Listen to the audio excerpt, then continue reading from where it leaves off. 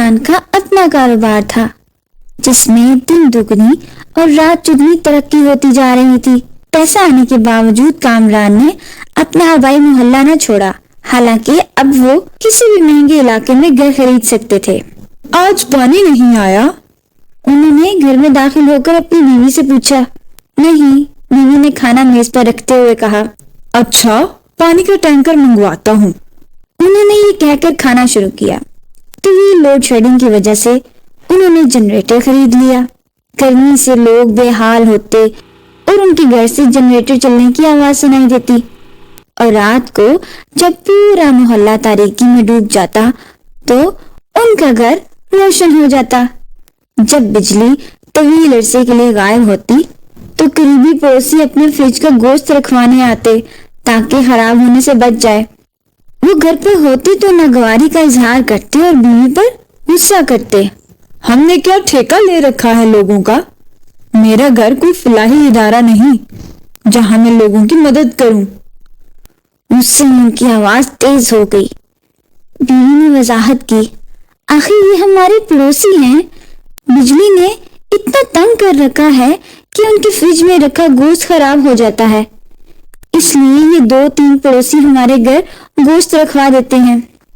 تم ہی نے انہیں اتنا منہ لگایا ہے جب یہ لوگ گھڑی گھڑی تنگ کرنے آ جاتے ہیں۔ ان کا غصہ بڑھتا ہی جا رہا تھا۔ آخر پڑوسیوں کا بھی تو کچھ حق ہوتا ہے، ہم اسی طرح ان کے کام آتے ہیں، اور جب آپ رات گئے دیر سے آتے ہیں تو یہ پڑوسی خواتین ہی ہوتی ہیں جو میرا دل بہلانے کے لیے میرے پاس بیٹھی رہتی ہیں۔ بیوی نے کہا، ایک دن انہوں نے پانی کا ٹینکر منگوایا جس سے ان کا پورا ٹینک بھر گیا۔ کچھ ہی دیر بعد پڑوس کی 2 خواتین تھوڑا پانی لینے آ گئی۔ بیوی نے خوش دلی سے انہیں پانی دے دیا۔ بیوی کا یہ عمل وہ دیکھ رہے تھے۔ اس وقت تو وہ چپ رہے۔ بعد میں بیوی سے کہا، تمہاری یہ خدمت خلق کی عادت مجھے بالکل پسند نہیں ہے۔ میں تو بس دعا کرتی ہوں کہ اللہ نے جس طرح آپ کے رزق میں فراغی عطا کی ہے اسی طرح آپ کو فراغ دل بھی بنا دے، بیوی نے جواب دیا۔ ان کے پاس بڑبڑانے کے سوا کوئی جواب نہ تھا۔ کیا بات ہے، غصے میں لگ رہے ہیں؟ بیوی نے پوچھا۔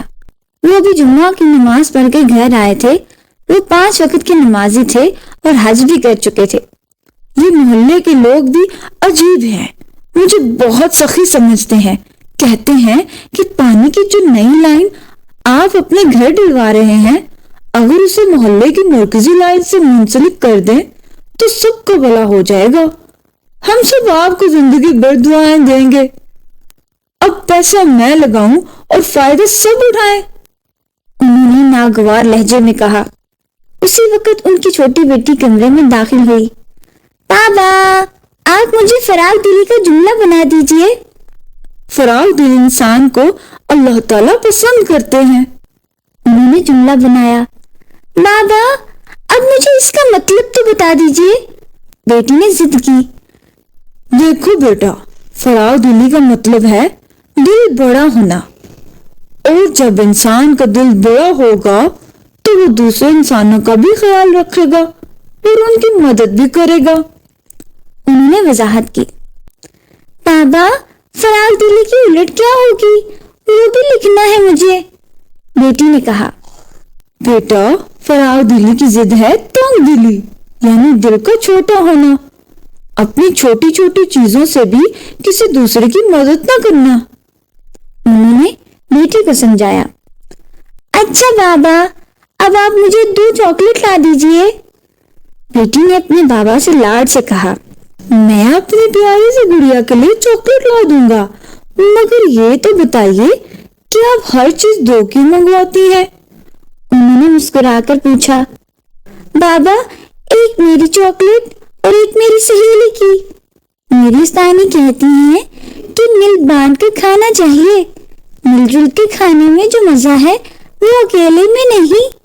اور ابھی آپ نے فراغ دلی اور تنگ دلی کا فرق بھی تو بتایا ہے۔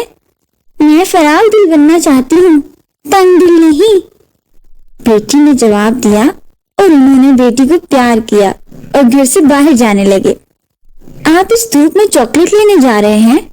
شام کو چلے جائیے گا، بیوی نے انہیں روکا۔ بیگم چاکلیٹ لینے بھی جا رہا ہوں اور محلے والوں کو یہ بتانے بھی کہ ہماری پانی کی لائن محلے کی مرکزی لائن سے ہی منسلک ہوگی۔